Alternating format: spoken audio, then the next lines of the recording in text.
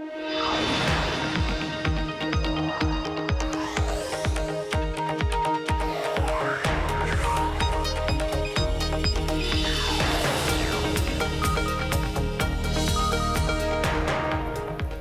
Corey Johnson, and this is Bloomberg Technology. Coming up, Snapchat wins over Wall Street, but what's the real reason analysts are suddenly so bullish about Snap's stock? Plus, Facebook's WhatsApp faces pressure to create a backdoor for intelligence officials. It's a new debate over privacy and encryption. And a self-driving car accident grounds Uber's fleet of autonomous cars, but now some of them are back on the road. But first, to our lead. Some investors expected a rocky session for U.S. stocks Monday, fresh off the failed healthcare vote Friday. Let's bring in Bloomberg's stock reporter, Abigail Doolittle. So they finished today. Abigail, there was a lot of prediction over the weekend. We'd see a really rough day of trading. What did you see? You know, Corey, we had a little bit of everything today. We had the worst open for the S&P 500 of the year. This, of course, followed the worst week for stocks last week. So a bit of bearishness there, and there were some expectations that we would see some strong selling. But then as the day progressed, we saw a bit of a recovery. The Nasdaq flipped into the positive territory. The Dow and the S&P 500 down ever so slightly. So at the end of the day, basically a mixed and unchanged close. It is worth noting, though, Corey, the Dow down 8 days in a row, the longest bearish streak since April of 2011. So still some bearishness there. As for the Nasdaq and why the tech-heavy index did finish modestly higher on the day, this was largely came down to biotech. The biotech index was up more than 1% on the day, being helped by some of the big names, including Regeneron and Celgene.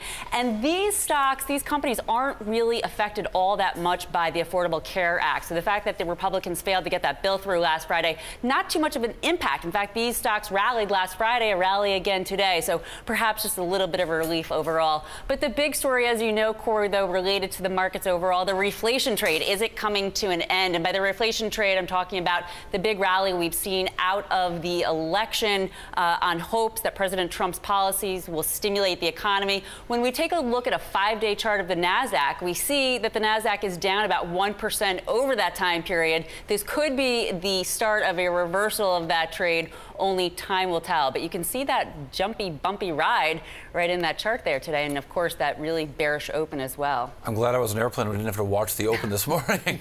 It is interesting, though. It sort of makes a little bit of sense, even in the biotechs, too, because and the Nasdaq, not sort of participating in as much of a sell-off, because the suggestion is that the administration won't be able to get done all the things it wants to do. If infrastructure and tax cuts are as hard to pull off as a health care bill, then maybe all those changes to drug pricing won't happen. Maybe technology remains unimpacted. True. That's an interesting point that you're making there, Corey. Only time will tell. I think, though, the uncertainty of the idea that this rally, these policies that investors have been banking on, I think that that's creating some of the volatility. But not a ton of volatility for the Nasdaq. When we go beneath the surface, here are some of the biggest losers on the day, including Akamai, Intuit, Seagate, Xilinx. You can see the losses aren't that big, and there weren't really any fundamental causes that we were able to determine. Our markets team, Intuit was down, though, on a cut at Goldman Sachs to buy from conviction by the analysts there, saying that it's going to be a more difficult tax consumer environment. But the big winner on the day, the biggest point boost for the Nasdaq today, Corey, Alphabet shares rebounded in a big way. The first up day in 6 days. Last week, these shares were down 4% on the concerns that big advertisers were pulling ads from Google or Alphabet's YouTube. But today, lots of analysts came out to support the shares of Alphabet, including Colin Sebastian over at Baird, saying it's too early to panic. So that seems to be the consensus position of some of the analysts out there today, and Alphabet rallied on that defense from Wall Street, Corey. Yeah, I saw that. James Chalkmark, also our friend at Moness, having similar comments that it's not that big a deal. Abigail Doolittle, thank you very much. Are now staying with stocks. In the midst of the market sell-off, there was a bright spot all day long. Shares of Snap were up. They closed up 5%. Snapchat's parent company, 9 new buys after an initially cooler reception with analysts. The difference is that today's analysis comes from firms that received investment banking fees from Snap.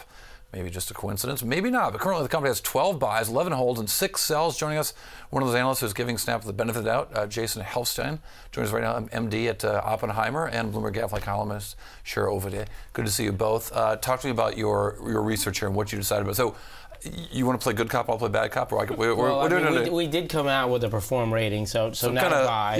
But we did give them a range of 21 to 26. Right. So we said we think it's worth up to 26, but that's not enough for us to give it an outperform rating. So what is it that you think investors don't adequately appreciate about Snap? I'm not sure it's that. I mean, clearly the stock has performed well since the IPO. Investors do like it. I mean, this is a very interesting company, clearly pioneering. They have 75% of the 18 to 24-year-olds using the platform. There's a question, though. Can you get everybody else? And we have done some work around that we put in our report that we think was pretty insightful. But really, if you look at the history of tech IPOs, they generally do come down after that initial IPO pop. And we think, while yes, there is a double-digit gain from the share price today, we think investors would be better off waiting for a lower price. Sure. You wrote a great piece today sort of looking at the analyst community sort of en masse. The underwriters tend to be more bullish. I think you and Alex Brinka came up with some great numbers showing us that the average target price is much higher for the underwriting firms than the non-underwriting firms. What else did you find? Yeah, and it is interesting that now, basically since the dot-com bubble, we have this pattern that sometimes pops up, right, where the underwriter banks tend to be a little bit more bullish. So 2/3, 69% of the the analysts at the underwriter firms were buy ratings or the equivalent, and that compares with something like 14% of the analysts that were unaffiliated with the underwriter firms. So that's a pretty big divergence of opinion, let's say. And to be fair, there is a Chinese wall. There are legal requirements about tell us how that works from your perspective at a company that's both doing underwriting and you're trying to do the best research you can. Yeah. So those firms who do participate in the deal do get to talk to the management. They do get, to be fair, more access. Right. And so as a result, they may be able to form deeper opinions, get access to the management, where typically the buy side. So if you think about the way the roadshow works, the company meets with the big investors, the mutual fund, the hedge funds, and they dig in. But they do not meet with the sell side firms who are not involved in the deal. So effectively, the firms who initiate, who are not involved with the deal, do tend to have less of an opportunity to learn about the company. But within the firm, I wonder what it's like to sit in your chair and deal with those Chinese wall rules. I mean, look, the rules are the rules. We get a prospectus. The company allows you to ask questions about what's in the prospectus. We do our own third-party research. We look at third-party data sources. We do survey work, and we go to the company. We ask them to clarify things, and some things they'll be able to tell you, and some things they can't. When I was on the buy side, one of the partners of my firm refused to ever meet management. It was a short seller and refused to meet with management because whenever he met with management, he'd walk away thinking, yeah, he wasn't such a bad guy. He's not really trying to lie to me. He's not really. Oh, there's an interesting thing I hadn't thought about. Just didn't want to have that influence. I would meet with management all the time because I always try to get over that. But what you're describing is something we've seen for a long history of. We'll see if these analysts are right. I wonder when you looked through the notes, did you see some thoughtful analysis? Well, the interesting thing about Snapchat is that 10 people can look at the same set of facts about this company and come up with 10 different conclusions. Because you're talking about a company that is, I agree, interesting, really created a new way for people, particularly young people, to communicate. And it's become addictive for that young set of people, the 18 to 24-year-olds. The big issue, though, is that this is a company with a scant track record of monetization, right? They've been selling advertising for 2 years or less than 2 years. Yeah. It has negative gross margins. It has kind of a business model that we haven't really seen before.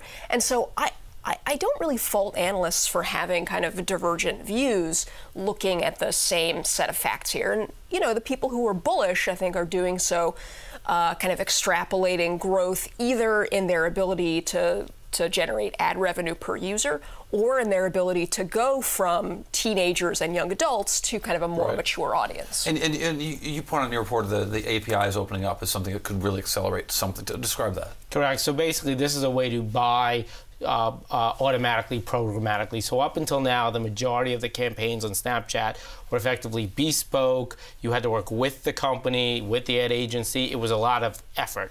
What an API does, it allows you to basically make an ad, and the computer decides who it should target, when it should run. And if we look back to Facebook, they launched their API mid-2011. While it took several quarters, it accelerated their growth from roughly 20% to 80%. Okay, Right. when Twitter launched their API, they actually saw a benefit like 1 quarter later. Twitter's growth was decelerating and then kind of stabilized and reaccelerated.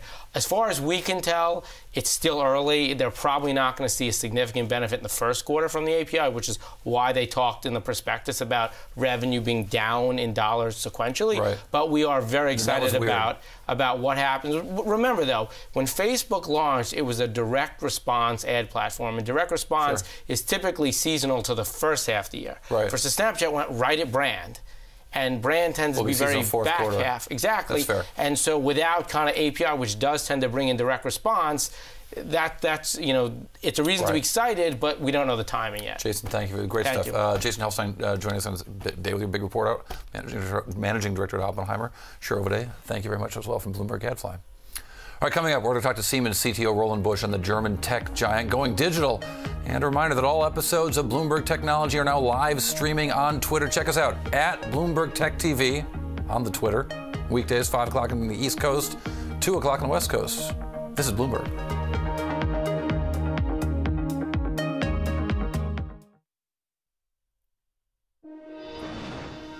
Siemens is betting big on the U.S. The engineering behemoth's Innovation Day kicked off on Monday.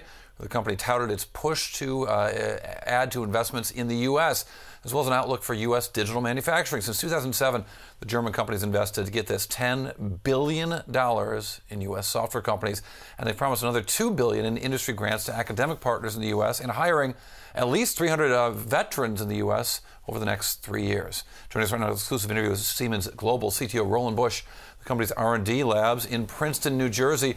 Roland, talk to me about this effort. How is Siemens going to look different from, tell me what it looked like 5 years ago, what's going to look different 5 years from now? Well, what we do see is that digitalization is really changing all the industries which we're working in. It's changing the energy sector, it's changing manufacturing, it's changing the way how mobility is going, but also the healthcare system. So it will drive productivity, flexibility, time to market, and this is where we are heavily investing. You talked about 10 billion investment. This is where investment goes. So when you look at the possibilities here, I mean, I think that one of the most interesting things about this era of technology is that, if you look back at, say, the dot-com era, that was about technology for technologists. But this is when technology is just changing everything, whether it's all the way down to the consumer or certainly throughout the enterprise. Are there particular areas that you feel like this new digitization is going to help Siemens change a business operation? Yeah, I mean, as I said, it's the whole 9 yards of the markets which we're covering. But let me give an example on manufacturing. So what we do is, actually what you want to do is you would drive productivity in manufacturing and you would shorten your time to market. We do that in really creating a digital twin of your products as well as your manufacturing sites. So you can simulate the product as well as how you manufacture it. You run all your cycles, and once you're ready, then you can download all this software to your real world, to your automation device, and run it. You can skip A and B samples, go for a quick C sample, and shorten your time to market, and drive efficiency and productivity at the same time. So this is really when digitalization and domain know-how meet each other and create value for the customers. Is rapid prototyping about that 3D printing, or is that, I look at that as a technology that's been vastly overhyped, but it is very interesting. Absolutely. So rapid prototyping, 3D printing is something which helps you in that phase, so that if you really want to make a quick try on what you're doing, what you want to produce, you can do that. But it helps you also in the way how you prepare for spare parts, for example. And some parts, and we don't talk really big volume, but some special parts you can design only in a new way if you use 3D printing, and that opens you a completely new area. For example, the burner of a gas turbine, we can really change the design and increase the efficiency of a turbine in using 3D printing. And let me ask you finally about robotics. Talk to me about the importance of robotics in Siemens processes.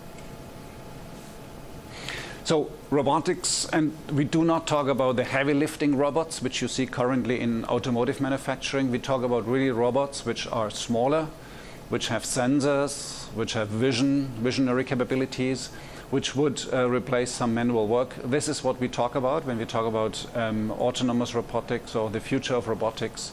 And they would really go into the manufacturing process and really drive productivity there as well. That's where we are active with our automation devices, our software as well. And we are working together with customers to see how we can help them really driving and optimizing their process lines and using these robots. Yeah, it does seem like we're seeing a really rapid innovation there. It's not just going to be Roombas running around picking up lint balls. Siemens Global CTO, Roland Busch, thank you for joining us. We appreciate it.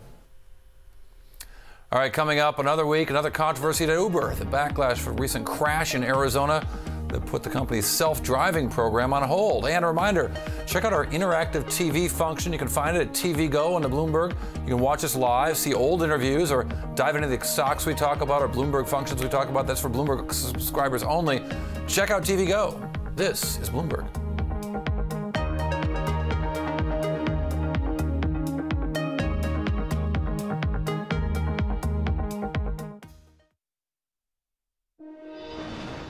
Well, Amazon's futuristic new grocery store, not quite ready for prime time. The public opening of Amazon's first cashier-free convenience store has been delayed due to technical complications, according to the Wall Street Journal. The store, called Amazon Go, uses machine learning and cameras to detect what's in your cart and automatically charge your Amazon account. Amazon Go is supposed to launch at the end of this month, but after beta testing began last December, the technology is reported having some trouble keeping track of more than 20 people at a time, and it struggles to track an item that's been moved from someplace on a shelf. Right, Uber's self-driving cars are back on the streets of San Francisco. The move comes just 3 days after a crash in Arizona put the company's testing program on hold. According to police, one of Uber's self-driving SUVs, a Volvo to be specific, was involved in a high-impact crash, but another vehicle caused that accident. But this is just the latest controversy the company is facing. Eric Newcomer is getting used to telling us about these controversies. Eric, so this seemed pretty freaky initially, just any accident with a self-driving car, even when there's a person in it who's there to act as a sort of a safety, is disconcerting. Yeah, it's pretty terrifying to see a self-driving car tipped over, in the road. So I think anybody who saw that was definitely nervous. Now, as we've learned more about it, it seemed like the Uber's vehicle wasn't responsible. The other vehicle failed to yield, so that's why they're getting back onto the road. See, I would argue it's more terrifying to see a self-driving car actually moving on the street. Maybe that's why the driver was so distracted. They saw this freaky car and drove plowed into it. Maybe. I don't know. This sort of plays into the whole self-driving argument, right? I mean, we've got these crazy human drivers out there just ramming into self-driving cars. We need perfect machines to do it so this doesn't happen anymore. I think that would be the Uber spin on this. So I was with a venture capitalist yesterday. We were in an Uber, actually, and we were having this conversation about sort of imagining how self-driving cars might roll out. If you figure, say, 15 million cars to 12 million cars sold in an average year, and then you figure how many of these might be self-driving at a certain price point, how many years, to get to that point where most cars are self-driving would take decades and decades if the technology ever could even get to work. Right. I mean, there's going to have to be a lot of sort of coexistence, I guess is the right word, between human drivers and self-driving cars for a long time. Like you said, the replacement cycle alone will take quite some time, and then getting the technology ready to where you could actually have cars without any human drivers present still seems a pretty long way off. People talk about sort of maybe we'll need sort of particular cities to try it and actually build the infrastructure so the self-driving cars can interact with the roads, stoplights, and everything else. So it seems like the actual rollout here is still some time off, but clearly Uber is aggressively testing and seeing where this can work. And it's sort of amazing that they're not back up in Phoenix, but they are back up in San Francisco, where they've been clashing with lawmakers in the state and in a very public way. Well, they're going back up everywhere now. They'd gone back in San Francisco where it was just a test, whereas in Arizona and Pittsburgh, they're doing sort of actual passenger trips. And of course, all these vehicles have two human drivers in the front. One ready to take the wheel and the other sort of monitoring what the car sees about the world, and in some cases helping with lane changes. Yeah, no, have you seen them in the streets of San Francisco? There was one parked in front of the San Francisco Bureau, and I snapped a picture and put it on my Instagram account. I don't know if they knew where they were, but they're sort of amazing to see. Yeah, I mean, when they were first launching in San Francisco, before they got kicked out, I went on a ride for one of them, and there were lots of human interventions, and I certainly see them around sort of mapping and sort of getting a sense of the landscape and taking all these sort of LiDAR pictures to understand what the world looks like and what the environment they're going to be driving in looks like. And let me ask you really quick, do you get a sense that after all of these PR problems, that the company's responses become more grown up in the way that they respond to these things that can make the Uber look bad? I think they were smart to take the cars off the streets, figure out what had happened, and then once they realized that they weren't at fault, redeploy. So it was a mature response. Every scandal requires a different response, and I think a lot of their PR problems have been more substance than the optics. So in this case, it wasn't too bad. Well, and to be clear, what matters is the substance, not the optics. Although, when you've got this, the hashtag delete Uber or whatever that campaign was about, that optics led to a substantial problem. Yeah, I mean, in the delete Uber case, though, I think we both agree that some of the story behind the protests and everything like that is suspect. But the underlying issue, the closeness to the Trump administration, I think people were expressing dissatisfaction with the company on that front, and that's what really brought about delete Uber. Eric Newcomer, Bloomberg technology reporter who covers Uber for us. Thank you very much. Thanks. Coming up, tensions between tech companies and government officials rise as the UK's Home Secretary asks Facebook for a backdoor to data from WhatsApp. And after last week's deadly terror attack, the debate over encryption next. And if you like Bloomberg News, check us out on Bloomberg Radio. You can listen to the Bloomberg Radio app, Bloomberg.com, RDO, TuneIn, in the U.S. on Sirius XM. We're all over the place. This is Bloomberg.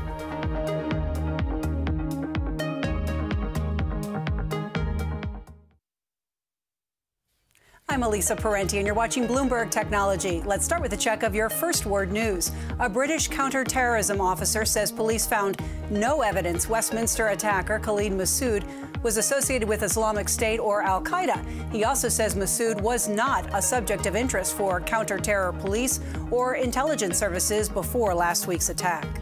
Meantime, Britain says a planned trip to Russia by Foreign Secretary Boris Johnson this week has been postponed.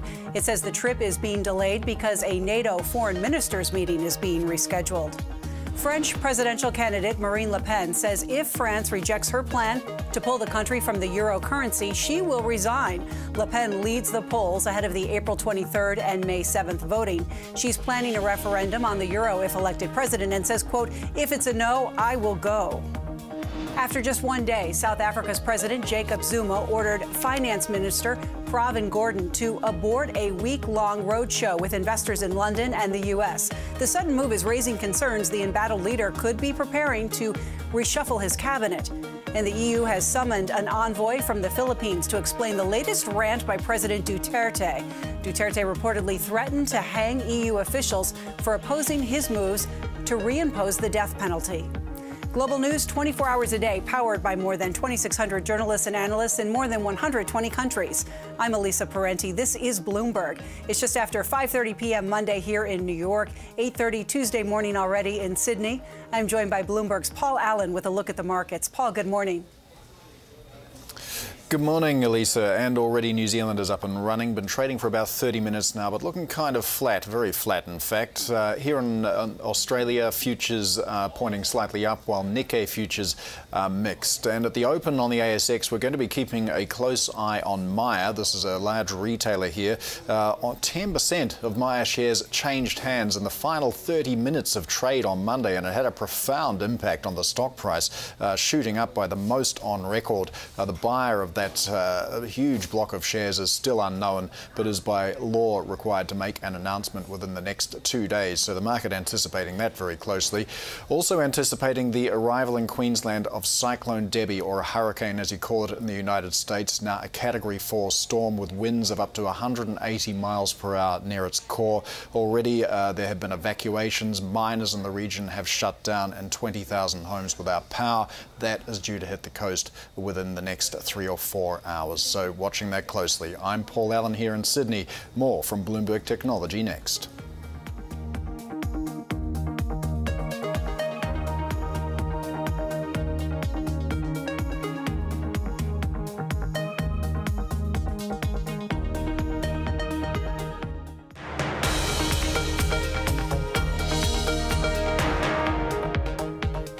Bloomberg Technology, and I'm Corey Johnson. While we continue to watch the markets, U.S. stocks closing lower on Monday trading. It's the 7th day of losses after President Trump and House Republicans failed to pass a highly anticipated health care bill on Friday, of course. Worry is that the administration won't be able to get anything done after this. That being said, the tech-heavy NASDAQ managing to outperform. Snap got a boost after picking up a handful of new buy ratings from analysts. That certainly helped those shares today, about 5%. Our British Home Secretary Amber Rudd says Facebook's WhatsApp messaging service should open its encryption to intelligence services. Newspapers reported that Khalid Massoud used WhatsApp shortly before beginning his terror attack in London last week. Now, it's not the first time the government's called for access to encrypted data of its customers. Last year, or I should say of corporate customers, last year, remember the FBI and Apple clashing over unlocking an iPhone tied to a terrorist attack in San Bernardino, California. And the FBI managed to unlock the phone without Apple's help. But messaging software is a little harder to crack. Joining us right now from Los Angeles, Michael Zweiback, partner at Alston Bird's privacy and data security practice. Michael, talk to me about the desire of governments to get into this messaging stuff. WhatsApp seems to be especially architected to make that impossible. Well, what they're trying to do is specifically both in the United States and in Europe, they've been trying to deal with the issue of whether or not they should legislate some type of fix to require companies to install some form of backdoor into the technology. But of course, that's raised serious questions on the part of the technology manufacturers about whether a backdoor is truly safe, and does that leave their clients vulnerable to other malicious actors out there, and this is a serious problem. It seems that whenever there's an attack like this, the parts of governments, whether it's in the UK or here, are ready to get right out and say, hey, this is why we need access to things that are secret. This is why we need a backdoor into whether it's a hardware device or a software device. But they're ready with that argument real quick because they've lost the argument in the course of public conversations about this. Well, they're always ready with the argument real quick, but when you get down into the details, of course, that's where things start to bog down. The fact of the matter is that companies have gotten a lot better about data in motion, like WhatsApp, where you're talking about messaging information that is going from a software application from one device to another. But the issue of when you actually are able to get into the phone and actually get this information that may be sitting at rest, similar to what was going on with the Apple phone in Riverside, there are certain technologies that may exist that may not be quote unquote backdoors, but may give access to defeat certain password defeating technologies that would allow law enforcement actual access to the data that is stored within the phone.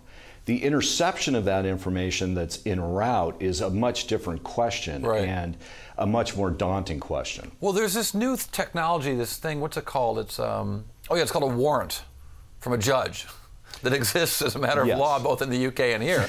That doesn't seem to come into the discussion at all.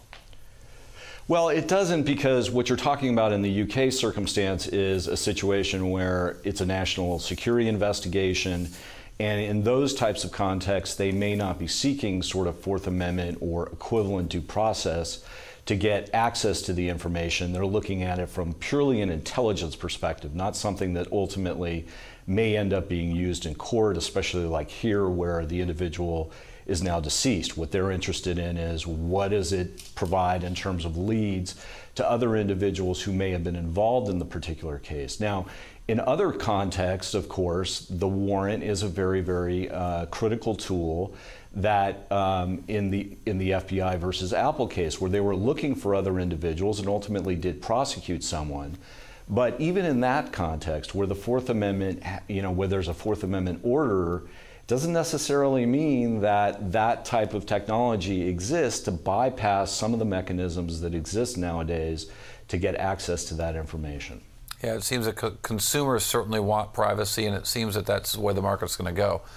Michael Zweiback, great, interesting stuff. Great conversation. We appreciate your time. Michael Zweiback is at Alston & Bird's privacy and data security practice, joining us from LA.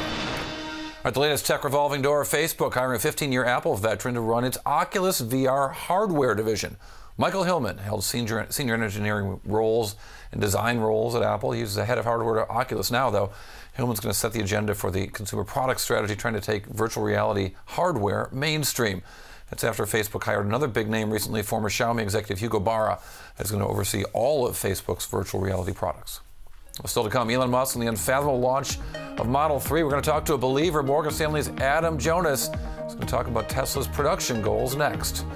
Plus, what some are calling the Wright brothers moment for SpaceX. If it goes well, this rocket will see space for the second time in its life. We're going to explain why that's a big deal next. This is Bloomberg.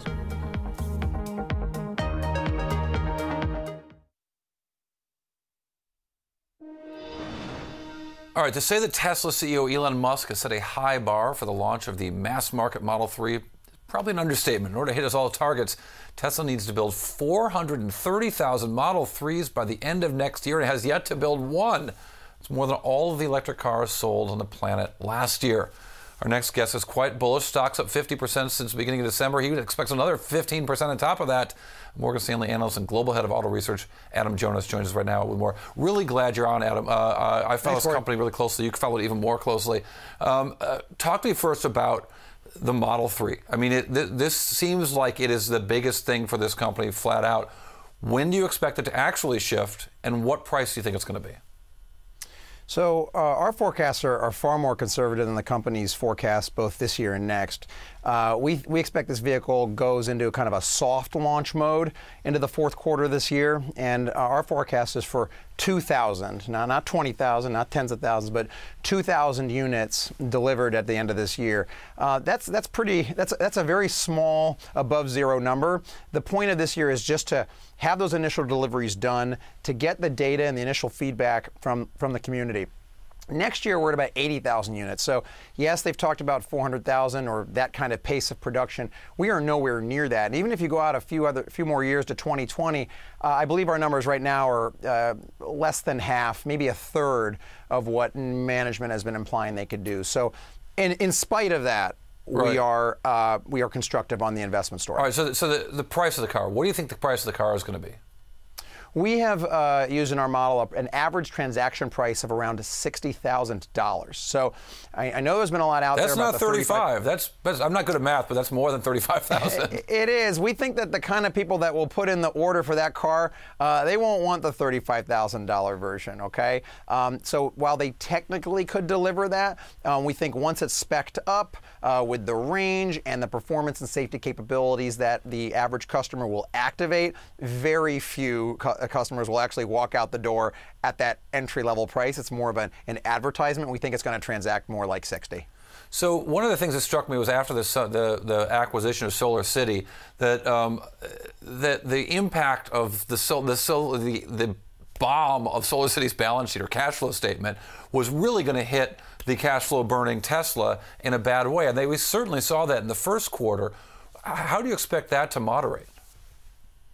Well, that's going to be up to them to prove, right? So they have acquired another cash-consuming operation, and one with a fairly sizable balance sheet as well, okay, which adds even more financial leverage to the story. And a lot of investors, understandably, thought, we didn't sign up for this. And so throughout the summer, and we were also on the sidelines as well during that time as we digested it. Right now, we have, I'd say we have the cash consumption of that business in our medium-term forecast. We have zero value of Solar City or Tesla Energy, for that matter, in our base case right now. We still value the company as entirely on as a transportation company. But you've got battery sales in your model going out and growing, and that battery business hasn't been working very well yet. Where's the give and take there? Well, we think the battery business, the way we've seen it is, it was a necessary requirement for them to achieve anywhere even near their volume goals. We think that they understandably wanted to secure their own reliable supply of high-quality batteries that that they could have control over the cooling system and mitigate any risk of fire or other problems. and so they kind of needed to do that themselves. Whether the battery business becomes a separate business all its own, we've done some work with Stephen Bird and our electric utilities team of some of the market opportunities for stationary storage. You know, we can come up with a few percent of the value of the company, but on a market cap of $42 billion, Corey, even bullish assumptions for Tesla Energy, it's still a transportation company. Those other ones are more rounding errors right now. So where are you in terms of cash burn? What do you expect it to be? Because I was surprised that the recent stock offering wasn't bigger, because it seems like they're going to need a lot more cash just to get through this year.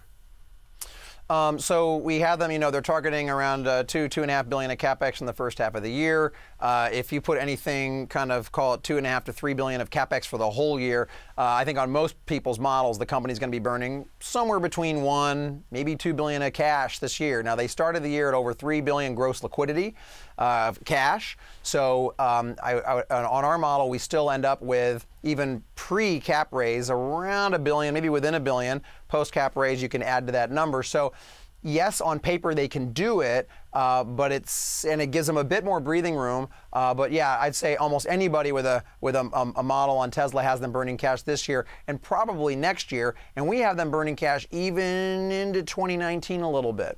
So you've got a bullish price of the stock. The tone of your voice suggests that maybe you think these guys have got a lot of proving to do. Oh, absolutely. I think the Model 3 itself, and we point out to our clients at Morgan Stanley, even doing a handful of Model 3s this year, the proving point isn't going to be 0 to 60 in 2 seconds. Or, I mean, that's probably easy for them to do. It's going to be safety. We think this year, Corey, it's all about safety. Can those initial cars, you know, whether they're independently tested or tested by Tesla, are they really 10 times safer, okay, by putting that liquid-cooled supercomputer in the vehicles? And if that happens, I think that a lot of other members of the automotive ecosystem are going to really, really take up and notice. And we also think it's going to affect the used car market, because the average car on the road, you know, in the U.S. is 11 and a half years old. Some of them have tape decks, practically no software. And if this vehicle really works with a steering wheel, we're going to have a used car problem that can affect the asset-backed securitization market, the FinCos, the rental car companies. There's all sorts of interesting things that could happen at that point. I guess one more question. Elon Musk, news today that he's looking at starting a third company. He's already got, not including Solar City, he's already got 2 companies. Would you rather have a full-time CEO at this company? Do you wish Elon Musk or someone was running this company round the clock, not just part-time? In an ideal world, we could if we could clone Elon Musk and have. Well, we can't. Since we can't. Unless that's the company he's starting. You tell me. Cloning. But seriously, in an ideal world, sure. Having very talented management leadership. We never have a good enough leaders in any organization, right? To devote enough time to it. And I do believe it is true. He might be spending even more time at SpaceX than Tesla. Depends on the week. You could ask him yourself about that. Up to this point, okay, it has not stopped his ability to make a car that every other auto company that we talk to has an enormous amount of respect for. So the proof is in the pudding, and I think to your point of the risk of that question, the next 9 months are gonna tell us a lot. Adam Jonas, Morgan Stanley analyst, really glad to have you on. Thank you very much. Appreciate your time. All right, staying with Elon Musk's company, as I mentioned, SpaceX, one of his companies, is going to make history this week. It's slated, or it's trying to at least. We'll see. They're going to try to relaunch this Falcon 9 rocket seen last on April 8th of last year. SpaceX went on to land it in a floating barge in the Atlantic Ocean and to try to recycle it and send it into space one more time again. That day could be this Wednesday or maybe Thursday now. Reporter Dana Hull covers all things Elon Musk for us and joins us with more. Dana, talk to me about this rocket. This is really the proof of the pudding here, right? Yeah, so this is sort of what some people are calling SpaceX's Wright brothers moment. This is a rocket that, you know, they flew it to space, they landed it on a drone ship last year, then they spent about 4 months refurbishing it, checking out all the engines. Now they're going to try to refly it again, and the latest I've heard is that the launch is slated for late Thursday from Cape Canaveral. Is it weather? I was actually down that way this week. It looks like the skies are pretty clear. Yeah, I mean, there's always a risk of weather, and you know, and you have to get clearance from the Air Force to fly, and you know, sometimes people in luxury boats are trying to be looky-loos, and so I mean, launch dates always slip. But the latest is that it's slated for late Thursday, so we'll just have to see how the weather holds. Do we have any idea if, I mean, the notion is that this will ultimately be cheaper, but do we have any notion of how expensive these launches are, and if the reusable rocket actually saves a lot of money?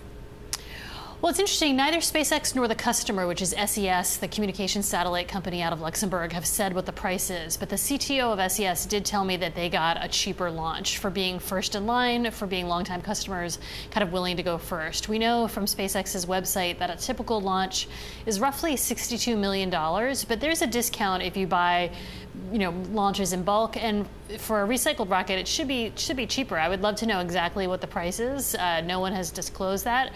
If you want to let me know. But, ultimately, the goal is to really reduce the costs, not just for SpaceX's customers, but for SpaceX itself. I mean, they want to send people to Mars. In order to do that, you've got to be able to kind of fly a rocket, turn it around, bring it home, and fly it again. So this is really the first step towards that ultimate goal. And it's interesting because, the Falcon 9 isn't, it is rocket science, but it isn't the most advanced cutting-edge rocket in the world's fleet, right? Well, no one else has reflown a rocket before. Right. I mean, what happened with the space shuttle was different. If they're able to do this, pull this off this week, fly this to space, and then land it again, I mean, that'll be a big milestone. Everyone is talking about reusability. Bezos is talking about it. ULA is now talking about it, but no one's actually done it. So, all last year was about, can they recover the rocket? Can they hit this drone ship landing? Can they land it on land? They've now done that 8 times, 3 by land, 5 by sea. So now they have to prove that these rockets are reflyable. And, the analogy that people always use is 747s. You and I can fly from San Francisco to New York. The plane lands, the crew cleans it up, they refuel it, and then it flies back to the West Coast. That's ultimately the goal for rocketry, but we're talking about some pretty serious thermodynamic events that go on when a rocket goes into space. And so it'll be interesting to see, how does the engine do? How do the engines do? And how many times can you refly it? Like, what's the lifespan of a rocket once it's reused? All Can new they stuff. refly it? All new stuff is going to be fascinating to watch. Bloomberg reporter Dana Hull, thank you very much. We appreciate it. Up next, robots brave paper cuts. So you don't have to. We're going to look under the hood of the machinery that's ramping up office productivity next. This is Bloomberg.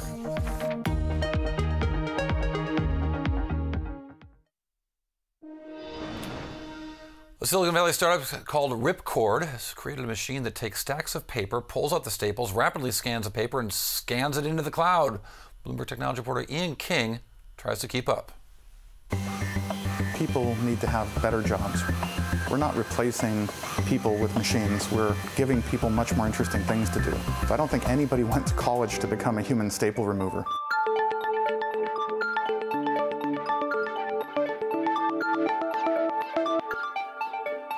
Silicon Valley startup Ripcord thinks they're about to overturn a $25 billion industry, the less than glamorous business of storing paper files.